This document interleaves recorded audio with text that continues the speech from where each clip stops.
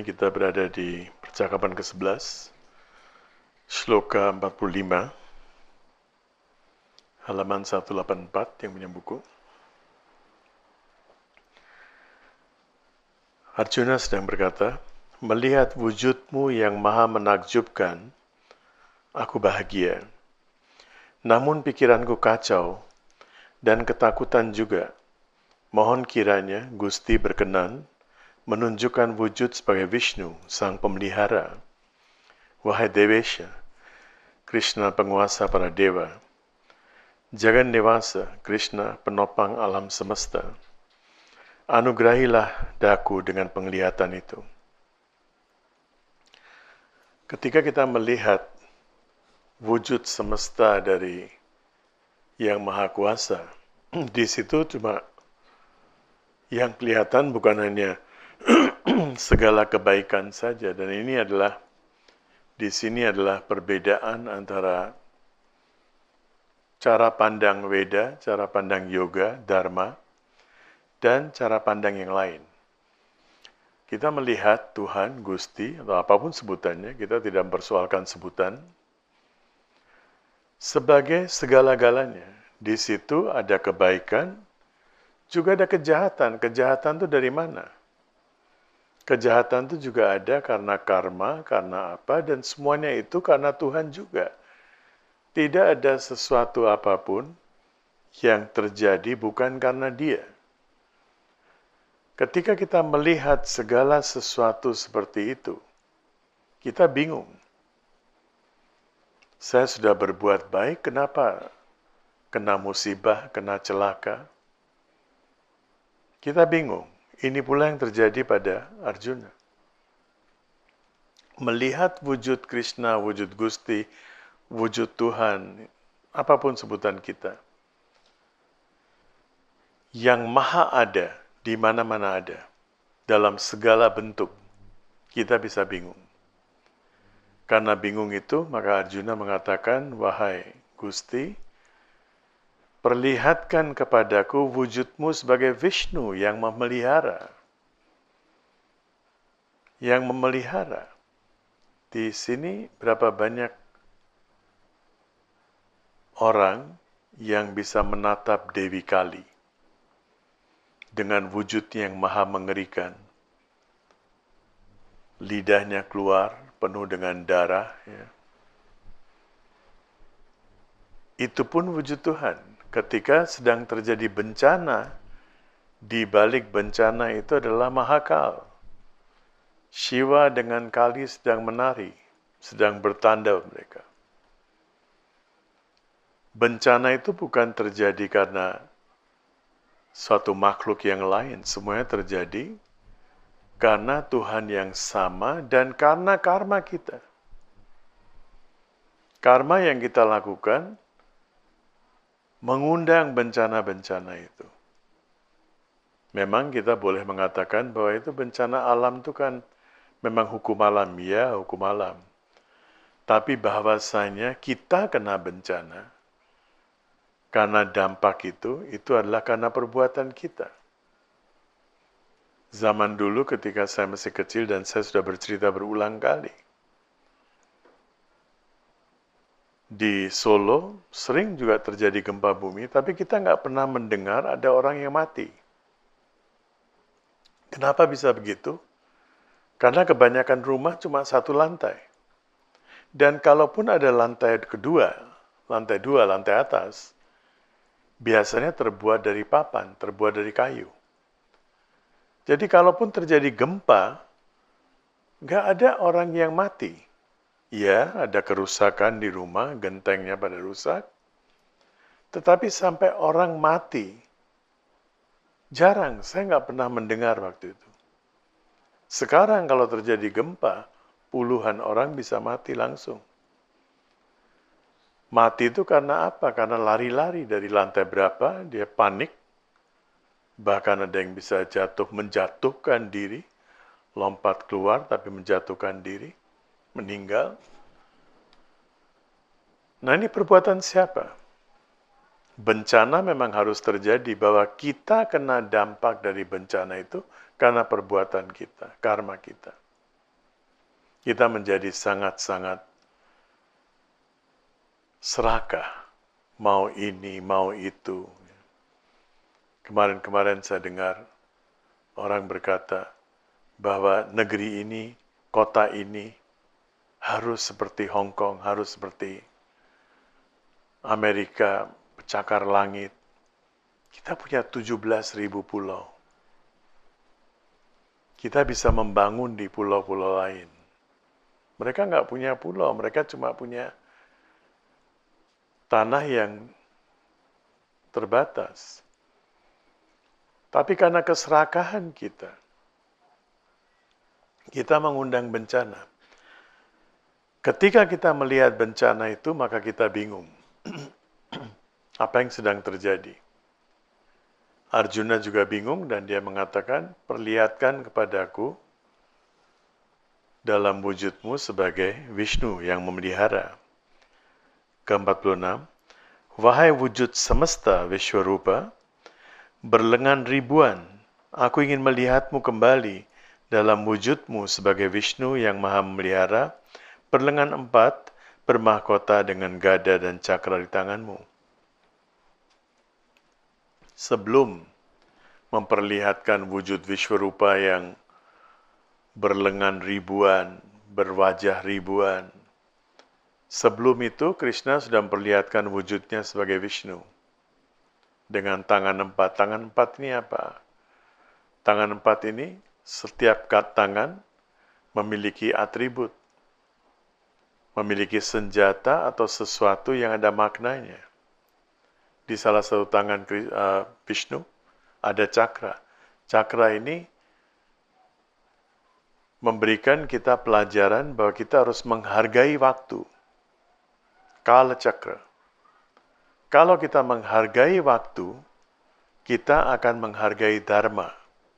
Kalau kita tidak menghargai waktu, kita tidak bisa menghargai dharma. Banyak orang diundang untuk Dharma Wacana, datang seenaknya. Dharma Wacana sudah mau selesai, baru datang. Dan dengan sangat mudah mengatakan, wah saya ada urusan ini, urusan itu. Kalau ada urusan ya jangan datang, lebih baik. Lebih bagus jangan datang. Kita tidak menghargai waktu. Kita tahu sekarang Denpasar macet, Kuta macet, di Jakarta apalagi, kadang-kadang menempuh 1-2 kilo itu bisa 1 jam. Cuma 1-2 kilo. Mau tinggalkan mobil di mana aja nggak bisa. Lagi di tengah jalan. Jadi kita menghargai waktu, kalau memang mau pergi kemana, guru saya selalu mengingatkan, be in time, not on time. Jangan tepat pada waktunya. Kalau bisa sebelum waktu, in time berarti sebelum waktu. Kalau janji jam 6, tiba di sana jam 6 kurang, kalau perlu tunggu di parkiran. Hal-hal kecil. Hal-hal kecil tetapi itulah time management. Bagaimana kita memanage waktu, bagaimana kita mengapresiasi waktu. Cakra. Kemudian gada. Gada ini kekuatan. Gada ya. Kekuatan. Orang tidak bisa lemah. Lembut boleh tapi lemah. Sentoloyo, nggak boleh. Nggak boleh. Kita harus penuh dengan dinamisme. Itulah gada.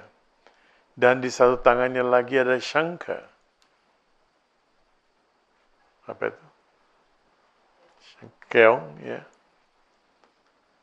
Untuk mengeluarkan suara. Ini banyak maknanya. Pertama, bahwa suara kita harus merdu. Suara keong itu, ketika keluar, dia mengeluarkan suara Om. Kedua, makna kedua adalah segala macam persoalan yang kita bisa selesaikan lewat suara, lewat kata-kata. Selesaikan. Jangan sampai berantem. Kalau ada persoalan, ada masalah, duduk bersama dalam keluarga. Di tempat kerja pasti selalu ada persoalan, ada masalah. Kalau nggak ada masalah ya agak kurang masuk akal. Ya. Pasti ada masalah di mana-mana. di mana-mana. Dulu saya waktu masih muda pernah bikin drama. Drama berdasarkan seorang suami dan istri yang hidupnya santai, tenang, ya. Sampai datang seorang wanita lain dalam keluarga itu, teman, sahabat dari istri. Dia bilang kepada sang istri ini, kok saya nggak pernah dengar kalian tuh ada suara piring terbang atau apa. Nggak pernah berantem. Dia bilang, enggak, kita happy-happy. Maka digosok-gosokin sama perempuan ini. Nggak bisa, nggak normal itu. Kalau nggak berantem di rumah tangga itu nggak normal. Pasti suamimu ada main dengan perempuan lain. Makanya dia untuk menutupi itu, dia bersikap baik-baik sama kamu. Di balik itu pasti ada udang. Di balik batu ada udang. Sampai terpengaruh. Tetapi dalam hidup nyata, drama itu cukup panjang, ada ceritanya. Saya baru ingat karena skripnya baru ketemu. Dan dalam 3 bagian kita bikin. Tiap tahun 1 bagian. Berseri. 1 jaman lebih dramanya. Tetapi maknanya apa? Bahwa kondisi seperti itu, berantem ini, itu semuanya bisa terjadi. Tapi jangan sampai dibawa ke tingkat di mana muncul kebencian, muncul permusuhan.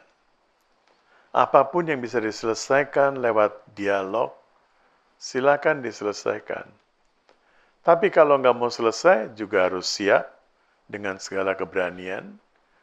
Cakra, Shangkha, Gada, dan satu lagi kadang-kadang ada Padma, ada bunga yang menunjukkan kesucian. Kadang-kadang bukan Padma, tapi dengan tangan Abhayhasta. Jangan takut. Ini pertanda jangan takut. Kita tidak boleh menakut-nakuti orang, juga jangan takut. Kalau orang menakut-nakuti kita, jangan takut. Harus berani. Harus berani. Saya kadang-kadang melihat kita di Bali kadang-kadang sangat santai. Orang-orang dari luar datang, kita menghormati mereka adalah tamu kita, ya. Tapi mereka membuat perusahaan, membuat sekolah, membuat macam-macam. Tadi juga saya lihat ada sekolah besar. Dengan sangat mudah mereka bisa melakukan sekian banyak hal. Dan kita membiarkan itu terjadi, fine, mereka tamu kita. Tapi bagaimana dengan diri kita? Bagaimana dengan diri kita? Apakah kita telah berbuat sesuatu untuk masyarakat? Apa yang telah kita buat? Apakah ada rumah sakit, kita tidak perlu menjadi rasis, tapi apakah ada rumah sakit Hindu dengan menggunakan prinsip-prinsip Hindu? Obat-obatan berdasarkan Veda, obat-obatan berdasarkan Ayurveda. Di California sekarang ada. Bahkan ada universitas yang diakui setara, sederajat, selevel dengan MBBS, dengan MD, dengan kedokteran. Tentu nggak diberikan izin begitu saja. Sudah ada penelitian bahwa ramuan kita, usada kita, di Bali juga kita mengenal, ada usada di sini, ada rempah-rempah di sini, ada tanaman di sini yang dijadikan obat. Apakah terpikir untuk membuat satu rumah sakit yang khusus menangani itu? Sekarang saya dengar gubernur kita sangat prihatin dan sangat